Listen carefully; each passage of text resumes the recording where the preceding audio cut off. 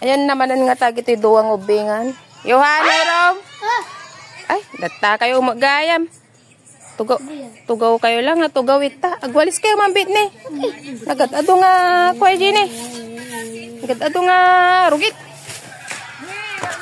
Sige, agwalis kayo bet bago kayo gayayam.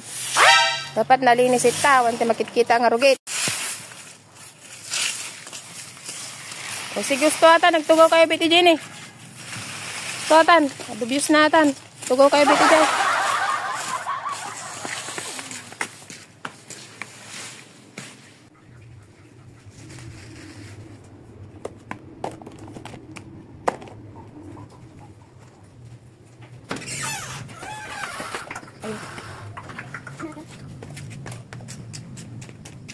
Oh, smell kayo.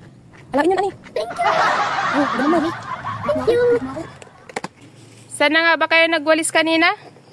Doon po sa labas. Saan na yung mga kalaro nyo? Hindi ko alam. Baka muna na. Wait lang, ang dumi naman ng mukha nyo. Punasan nyo. Oh, hi Rom. Sinusubo mo pa yung mong dumi-dumi ng kamay mo.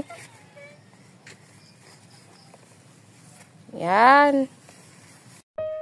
Paglabas ko nga ng bahay ay may nakita akong dalawang batang nagwawalis sa may kalsada. Grabe, sobrang naawa talaga ako sa kanila kasi mukhang pagod na sila. Inaya ko nga muna sila na magpahinga muna dito sa aming duyan. Habang nagpapahinga nga sila ay agad akong pumasok sa aming bahay para kumuha ng pagkain para sa dalawang bata. Sakto naman at may binake ako dito na banana loaf at saka cookies. Ito munang papakain ko sa kanila. Pag-abot ko nga sa kanila ay grabe ang kanilang tuwa dahil ngayon lang daw sila makakakain ng ganitong pagkain. At nung tinanong ko nga sa kanila kung saan sila nakatira, itong sagot nila. Doon po sa labas. Grabe, sobrang nakakaawa naman sila. At nung tinanong ko pa kung nasaan ang kanilang mga magulang, itong sagot nila. Hindi ko alam.